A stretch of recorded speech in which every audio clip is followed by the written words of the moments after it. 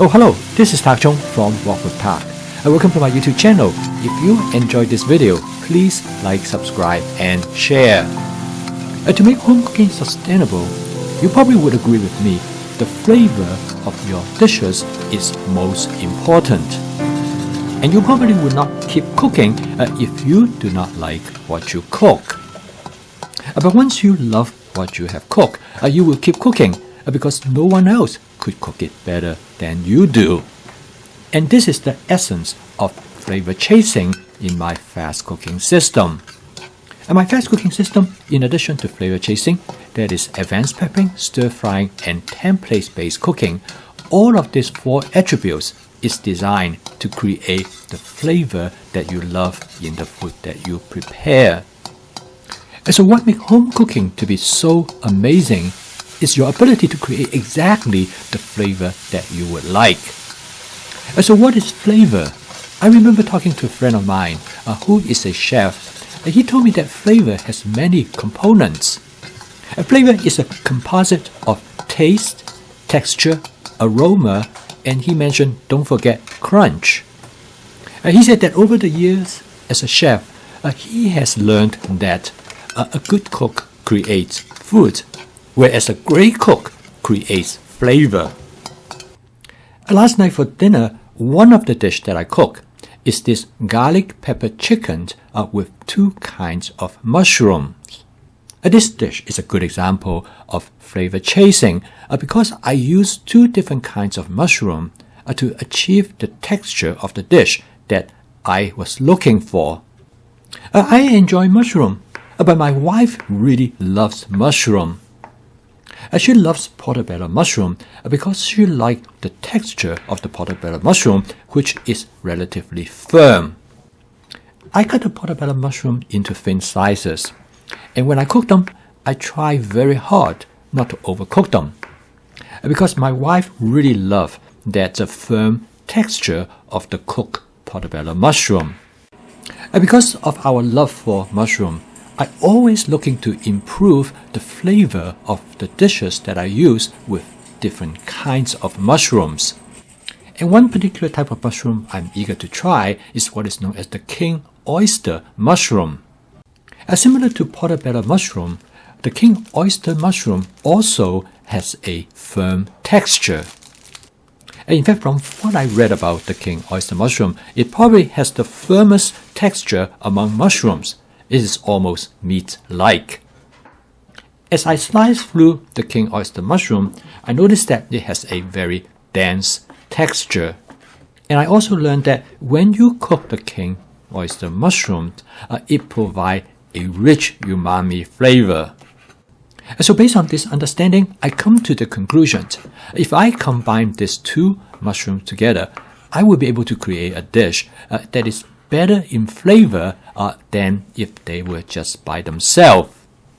And therefore, I'm going to cook a chicken dish that uses both of these mushrooms in creating a dish that I have never cooked before.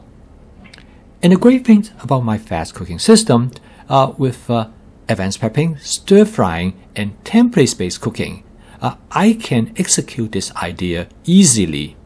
And with advanced prepping, since I have everything ready to go, I can cook this dish in less than 10 minutes. So last night, the first thing I did when I walked in the kitchen is to pour out some chicken in a bowl of warm water. And with my advanced prepping system for chicken, I can have chicken from the freezer to the wok in about 10 minutes. I already have some portobello mushroom prepped in advance. And I have some king oyster mushroom ready to go. I used about 1/3 of it the other night.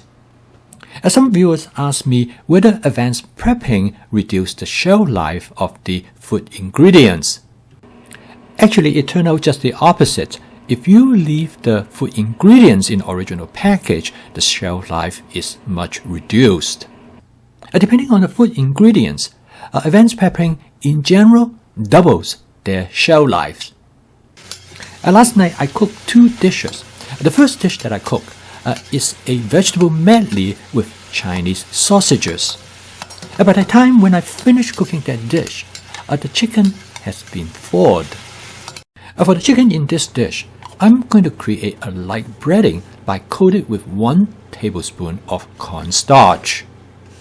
I'm first going to season the chicken with some garlic pepper, which is a seasoning mix that I purchased from Sam's Club.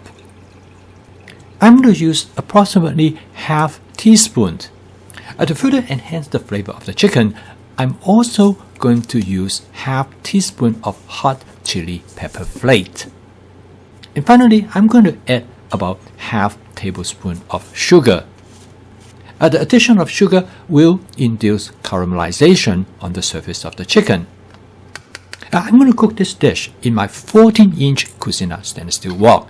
I'm going to start out with 2 tablespoons of canola oil. I'm going to use my spot seasoning method to create a non-stick cooked surface. For cooking this dish, it is important for the wok to be well seasoned because you do not want the chicken to stick to the surface of the wok. I'm going to shallow fry the chicken in the wok to create a light, crispy breading. This method also very good in keeping the chicken moist and tender inside. I'm going to use a pair of long-handled tongs to spread out the chicken.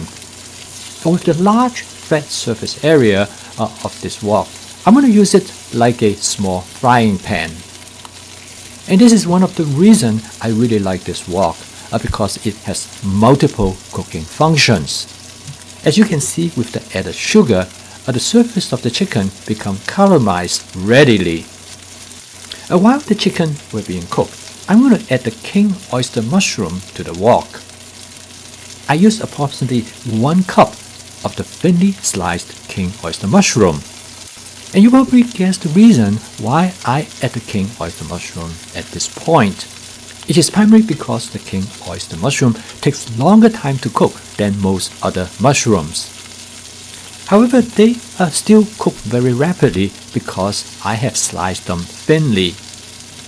It takes about 20 to 30 seconds to fry the chicken on one side. Next, I turn the chicken over to fry the other side. At the same time, I'm looking for some space on the surface of the wok to cook the king mushrooms. By now, the chicken is probably about 50 to 60% cooked. As you can see here, cooking in the wok is more than stir frying because if you have the right wok, you can use the wok for pan frying or for shallow frying and many other cooking functions as well. So next is I'm going to add the portobello mushroom to the wok. I add about 1 cup of thinly sliced portobello mushroom, which is already in my advanced prepping.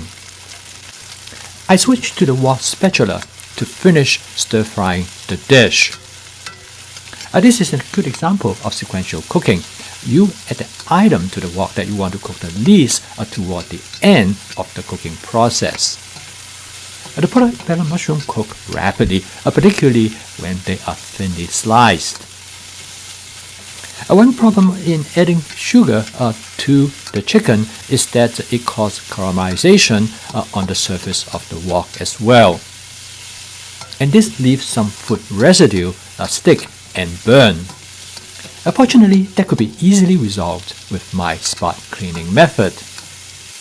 I use a squeeze bottle by deposit a small amount of water right over the burned materials.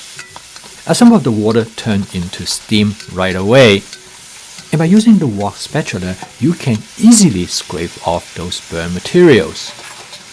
And the reason I call this spot cleaning because you clean right on the spot as you cook. Another wonderful advantage of this method is because those burnt materials is actually very flavorful, so you basically return the flavor back to the dish. The final ingredients I'm going to add is some cherry tomatoes.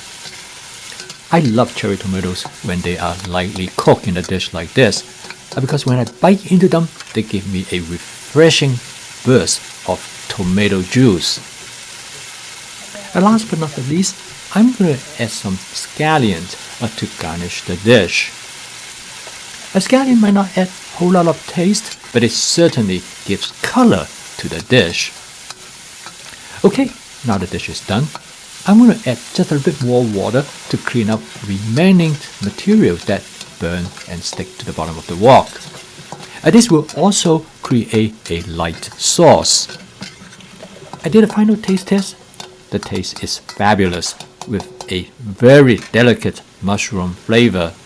I decided I probably can make the mushroom flavor stand out even more by adding 1 tablespoon of oyster sauce. Because of the cornstarch present in the oyster sauce, it also thickened the sauce as well. And next, I transfer the content to a serving plate. And the total cook time of this dish is a little bit over 6 minutes.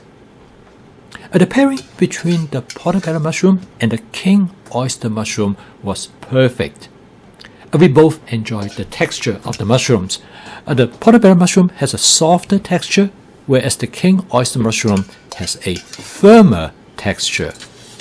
This dish was very lightly seasoned.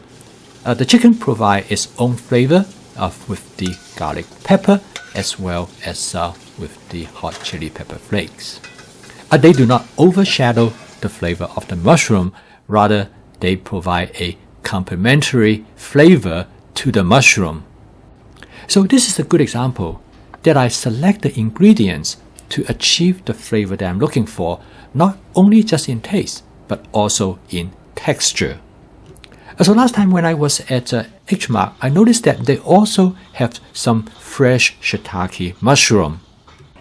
So I'm looking forward to try them next. And I think this is the reason that I find home cooking is such a rewarding activity. Not only because it's a lot of fun, but nobody could cook a dish like this for me, no matter where I'm going to go. I want to make home cooking a sustainable activity as part of your daily routine. I would like to help you to have fun and enjoy home cooking in addition to its great health benefits.